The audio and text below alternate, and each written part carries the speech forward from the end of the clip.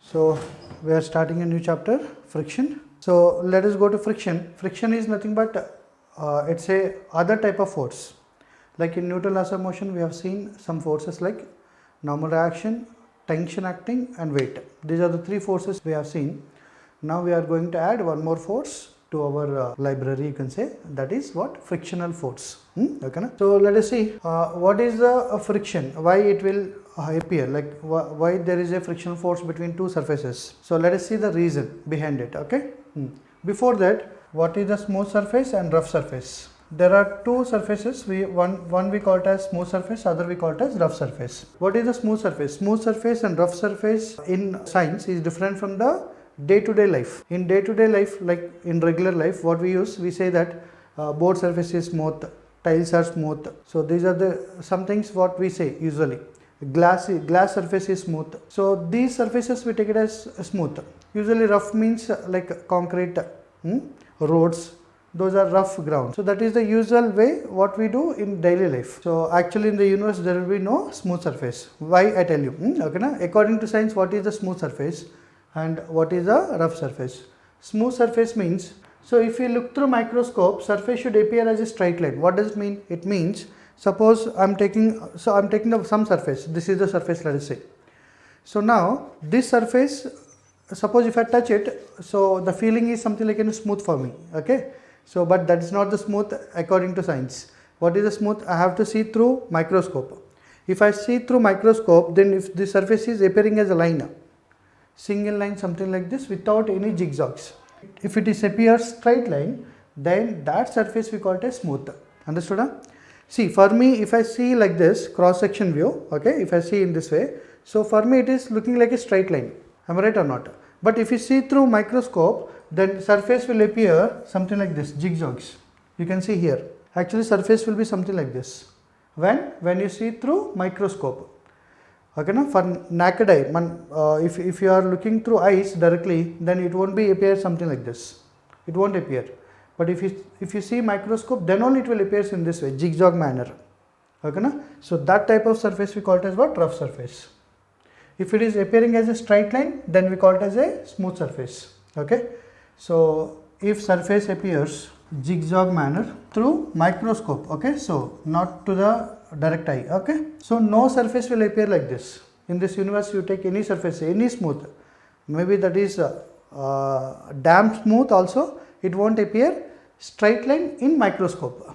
Okay, na? Glass maybe seems like in a smooth one, but if you see through microscope, then glass surface also will appear in this way.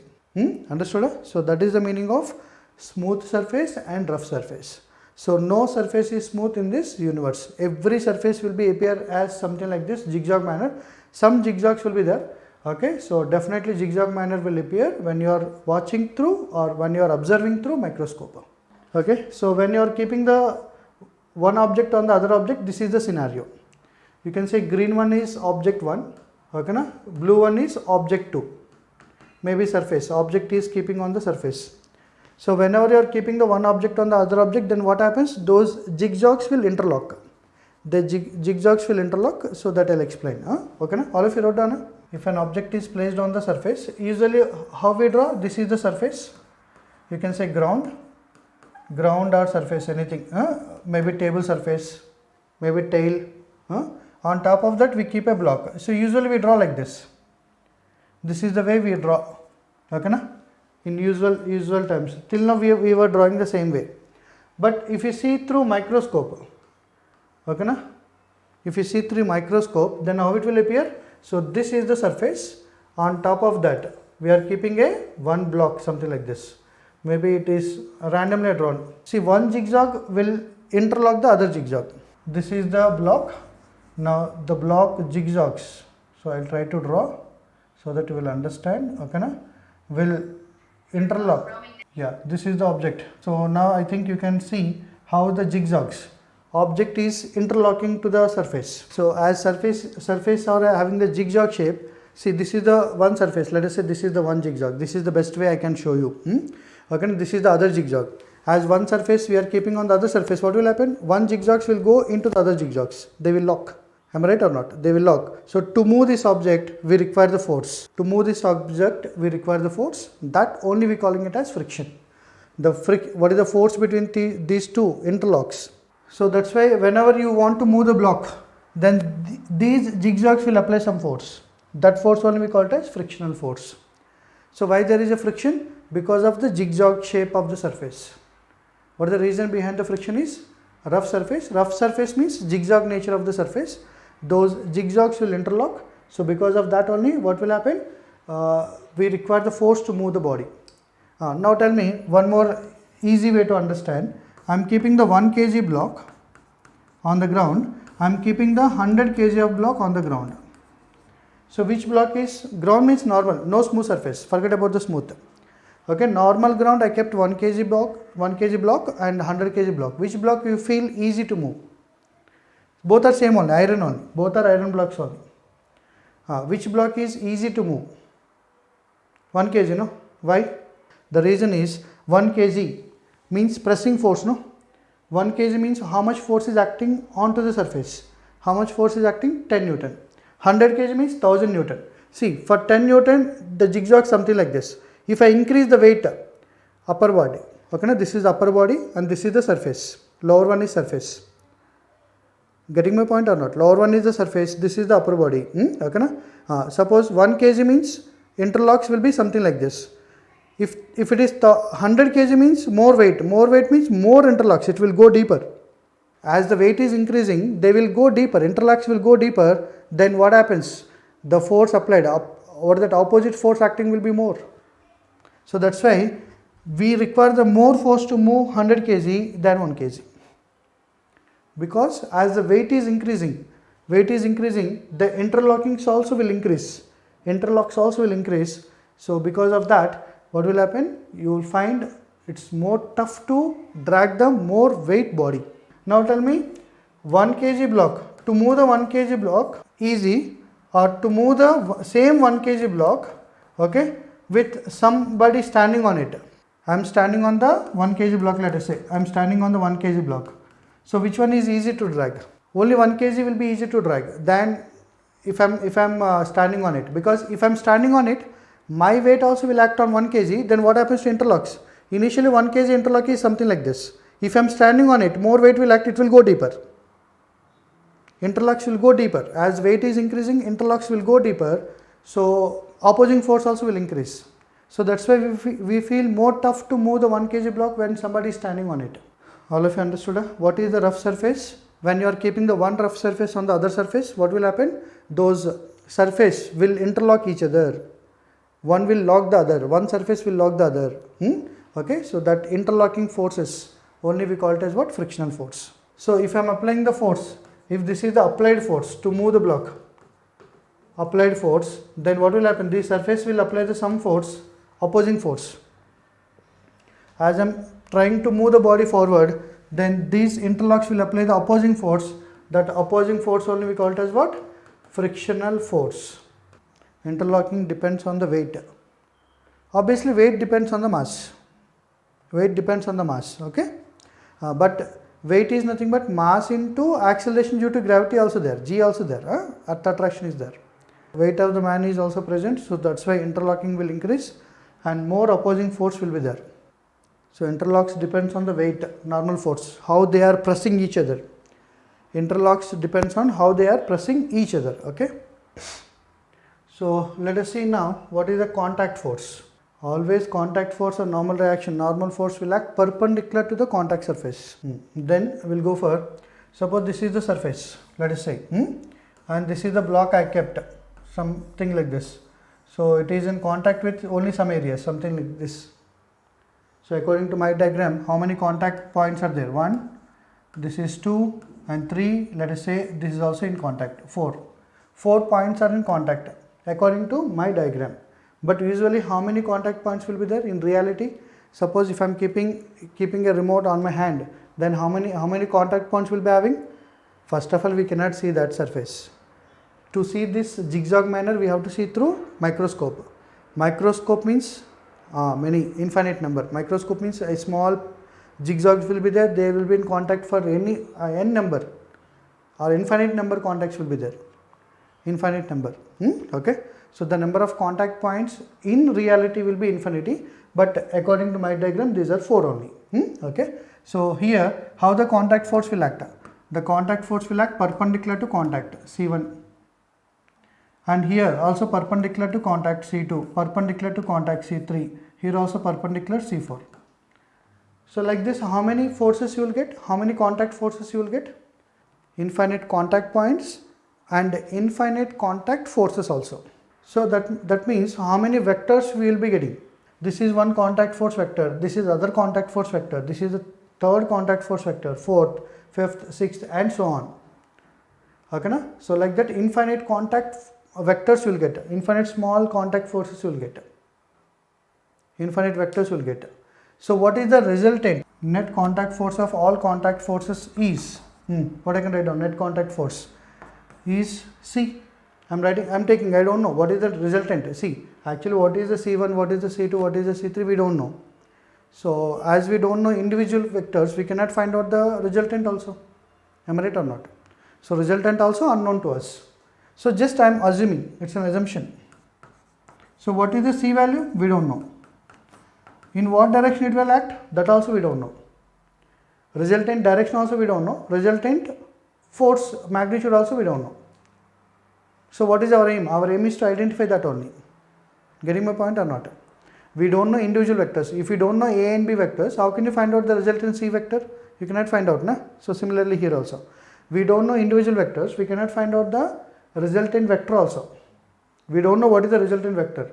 But I have taken the C is the magnitude of resultant vector, and at what angle it will act. Let us say that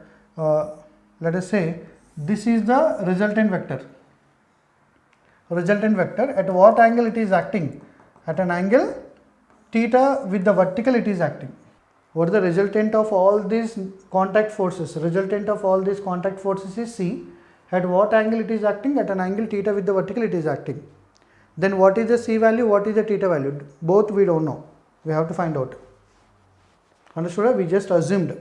Assumption. Okay, no? C value, theta value we have to find out now. Let us say, suppose if I am applying the force in forward direction, this is the applied force. Let us say this is the applied force. Now I want to move the block. In what direction? If I want to move the block in forward direction, then how this contact force will act? So can I say that this contact force will have one component C cos theta vertically, one component it will have the C cos theta vertically. Am I right or not? Then other component will be C sin theta in what direction? In this direction. Okay, na? For convenience, what I am doing is I am taking the applied force in this way, because I have drawn the diagram in the diagram like that. So that's why I am taking in this way. Okay, na? This is the applied force, because everything has to be changed now. So applied force I am applying in backward direction, then C sin theta is acting forward direction and C cos theta in this way, and this is the contact force. C sin theta and C cos theta both are components of the block. Now see how the mg will act. Mg will act downward direction. Now who is compensating the mg? C cos theta, no? C cos theta component is compensating the mg. Vertically the block is not moving, means mg should cancel out with C cos theta. So this C cos theta only force we are calling it as what? Normal reaction, because mg will be compensated by normal reaction. The force which is acting, actually see, same thing you can draw something like this. If I am keeping a block of mass m, any block of mass m, mg will act downward direction. Normal reaction we draw perpendicular to the surface, right? So that normal reaction only what we are taking? C cos theta. The component of contact force we are calling it as normal reaction. And see, what is the force opposing the block motion? Suppose if I am applying the force, applied force in this way, this force is acting towards right. So can I say that C sin theta force is opposing the applied force? C sin theta is force acting parallel to the surface and opposing the block motion. So this we call it as what? Frictional force.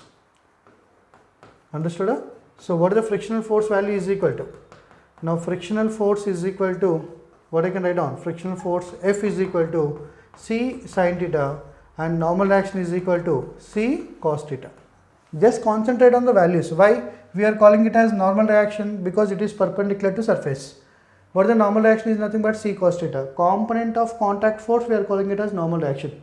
Component of contact force, we are calling it as friction. First concentrate on this. Forget about the direction. Direction I will explain. Okay na? So friction force and normal reaction, both are components of what? Both are components of contact force. Then what we don't know? We don't know C value, we don't know theta value. Both we don't know, right? So that's why what I am doing is, so this I am taking as first equation, this I am taking as second equation. Then just square and add. Square and add. If I am squaring and adding, then what I will get? I will get f square plus n square if I do. F square plus n square if I do, then I will get c square sin square theta plus c square cos square theta. Squaring and adding. C square sin square theta plus c square cos square theta. Then f square plus n square is equal to c square into sin square theta plus cos square theta. C square you take common, then sin square theta plus cos square theta. Then sin square theta plus cos square theta is equal to 1. Then c square is equal to how much? F square plus n square. Then c value is equal to root of f square plus n square. Okay, now that is the c value.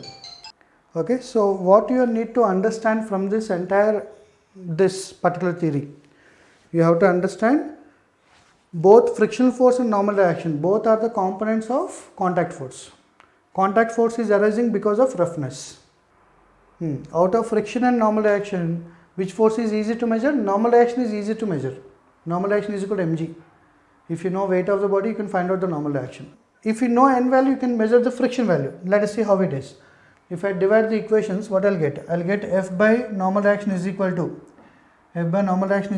c sin theta by c cos theta, c cancel out, then it is tan theta. Then what the frictional force value is equal to? N into tan theta. Again theta is unknown to us. Theta is not known quantity. So then what is the thing they have done is, they removed the theta. They have taken that friction is proportional to normal reaction, as I told you previously. Friction proportional to normal reaction. What is the meaning of friction proportional to normal reaction? You can see here. On 1 kg more friction will act or opposing force will act. On 100 kg more opposing force will act. On 100 kg, no, because here more normal reaction. Here less normal reaction. N2 is more than N1. So that's why opposing force also will be more. Okay, no? Friction and normal reaction both are correlated because both are the components of contact force. So what is F is F proportional to N? So if you remove the proportionality, some constant will be there. So that constant only we are taking it as mu, which is called as, mu is called as what? Coefficient of friction. So F is equal to what? F is equal to mu into normal reaction. This is the formula. So instead of tan theta, what we are writing? Actually F is equal to what? Tan theta into N. Am I right? F is equal to tan theta into N. We got that only. F is equal to N into tan theta. But in the place of tan theta, what we wrote? Mu we wrote because tan theta is not known quantity. Theoretically, we don't know any value. So then how to find out this tan theta or mu value? Mu or tan theta both are same only. Mu is equal to what? Tan theta. Okay, na? So then theta is equal to tan inverse mu. So this mu value we have to measure practically. Okay, so theta is equal to tan inverse mu. Mu value should be, we have to define practically. Practically means there are some different ways to identify. Let us discuss that part also, don't worry. This theta tan inverse mu. So theta is named as angle of friction. What is the meaning of angle of friction? Angle of friction means the angle made by contact force with the perpendicular to surface is called as what? Angle of friction. So here mu value we can find out practically. So forget about it. How we will measure it? Okay, na? So mu value we can measure. N value we can find out. We can find out N value. We can find out mu value. Friction force value also we can find out. So friction is known quantity now. Normal reaction also known quantity. Then what is the contact force value? Root of F square plus N square. Am I right? This is the contact force. Now F and N value both are known quantities. So that's why root of, I can write down mu into N, some simplified form I am writing, plus N square. F is equal to mu into normal reaction. Then what is the C value I can write down? Root of 1 plus mu square into N square I can write down. Take N square common. Then C value is equal to N into root of 1 plus mu square. So this is the contact force acting on a block by the surface. So mu value is known, we can find out. N value also we can find out. So by using N value and mu value, we can find out C value. Once you find out the mu value practically, you can find out theta value also. So theta value and C value, both we can measure. So this is the case of friction. Understood? What is the meaning of friction? What is the reason behind friction? Okay. So friction and normal reaction both are components of contact force. See, F we cannot find out. F we cannot find out. Theoretically we cannot find out. Only N value we can find out. That too when you know the mass. So remaining all the things we have to do some experiment to identify. Okay.